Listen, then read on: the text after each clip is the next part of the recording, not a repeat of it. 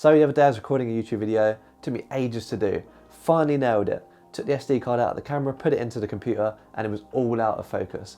Now, as a Sony user, I'm the first person to brag about how reliable the autofocus is, so you can imagine how annoyed I was. I then went to a corporate shoot where there was loads of bigwigs from this company, and after filming the interviews they asked if they could watch it back, and having not brought my laptop, I had 6 people just crowding around the screen on my A7 III, all squinting and trying to see their faces. It was this point I thought it's probably time to give in and buy a monitor. Up until now I've always considered a monitor unnecessary weight. I try and keep my equipment as minimal as possible, and obviously I've got the screen on the A7 series and the viewfinder if I need to nail manual focus or exposure. But these things have really convinced me it's time to buy one. Luckily, at the very same time, a company called Andycine contacted me and they wanted me to review their new A6 Plus monitor.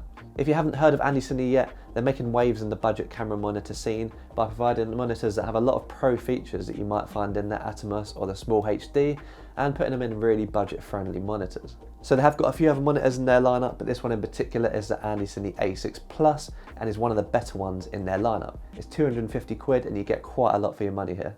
So let's take a look inside the cool little carrying case you get with it. You've got the bracket to connect it to the camera. You've got the HDMI cable. You've got the sun shield. Of course, the monitor itself. And a power adapter if you don't want to use the batteries.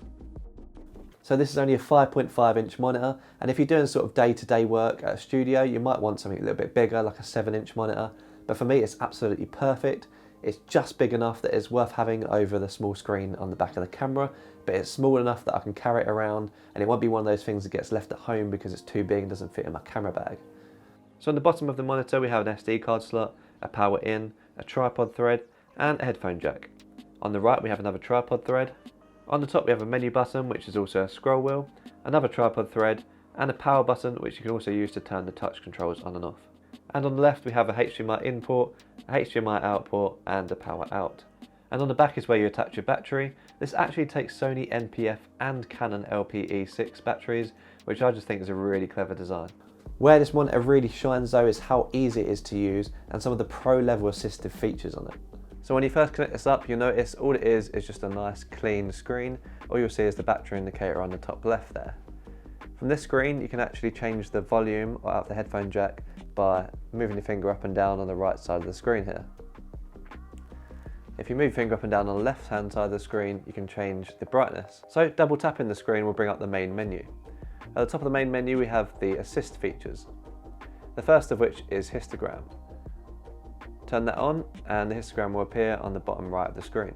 The next feature is focus assist, and within that you can change the level of focus peaking and the colour of the peaking. Another amazing feature about this monitor is the pinch to zoom. It's just so easy to use 2 fingers just to zoom in and make sure you've nailed focus. So if I wanted to pull focus over to Groot here, all I need to do is zoom in, change the focus a little, and then you can use 2 fingers again to zoom straight back out. The only disadvantage of this is you lose the focus peaking when you zoom in. So you see here Groot's eyes are surrounded by the yellow focus peaking. If I zoom in with the 2 fingers now, you'll notice that the focus peaking disappears, so you kind of have to focus by eye. Also in assist features, you can turn your audio meter on in case you don't want to monitor it from the camera, and that appears on the left hand side of the screen there. Of course it comes with zebra so you can monitor your exposure, and there's also a variety of monochrome modes as well as a false colour mode, again for nailing that perfect exposure. Underneath the assist features in the menu, we have the marker features. There are plenty of different marker settings to choose from, which is great if you're shooting in 16:9 and need to crop it to a different aspect ratio later on. Personally, I shoot a lot of weddings and I deliver them in this widescreen format, so I set my safety marker to 2.35:1. Here you can also add a center marker and change the marker color. Underneath the marker settings, we have settings related to the screen itself. So at the top we have scan mode. I leave that at underscan. We have video aspect, which I leave at auto, but I'm always shooting in 16:9 anyway. We have an anamorphic mode for those shooting in anamorphic, and flip horizontally and flip vertically. This is really handy if you want to flip the screen around and film yourself. Unfortunately, it doesn't have any sensors built in, so every time you flip the screen around, you have to change these settings manually. So another great feature here is the ability to preview your footage with LUTs. So you can either import them from an SD card or use the ones that are built in to the monitor already.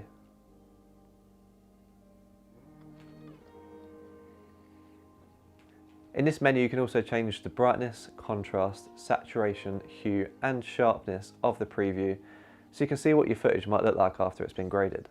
You can change each of these settings using the scroll wheel at the top. This is a lot faster than using the touchscreen. Finally, if you scroll from the bottom here, you have your quick features. This is a good place to put features that you're using all the time so you don't have to keep scrolling through the menus to get to them. To change your quick settings, all you have to do is swipe up, double tap one of the settings, and now you can go through them all and scroll through a list of features that you can change the quick settings to. So as someone who never really put value into camera monitors, I can actually see myself using this on a day-to-day basis. It's so simple to use and easy to set up, so that when I'm filming a YouTube video I can just set it up quickly and I can check myself out when I'm recording. But it's small and portable enough that I can see myself bringing it out to every shoot I do and it ain't going to be left behind to save space. And flipping over to the other side of the coin, I can really see the pinch to zoom feature and the focus peaking feature being really useful for users of the GH5 or the Panasonic S1 series or anyone using a manual focus lens just to nail that focus. I also like that the focus peaking feature still works on the A7 series with the autofocus on, just so you can double check that you're nailing that focus. So should you buy it? Well, if you're like me and you're not sure whether adding a monitor to your kit is going to improve your filmmaking experience, I'd definitely recommend picking this up and giving it a go. It's a great option as a first monitor with a ton of pro features, and most importantly it won't break the bank. It's also small enough that you'll be taking it around wherever you go. If you've already got a 7-inch monitor which you're using around the studio but you want something a bit smaller that you can take with you everywhere, I can definitely recommend this as a good option too. And if you just want to look a bit more professional, just add a monitor to your camera. Personally, I'm really pleased with the monitor. I'll be taking it out on all my shoots from now on and I'll be using it for all of my YouTube videos. So that's it from me. You know what to do. Any opinions or questions, leave them in the comment section down below. If you enjoyed this video, give it a thumbs up and don't forget to subscribe for more camera gear and tutorials, whether it be for amateurs and professionals. Thanks for watching and I'll see you in the next one.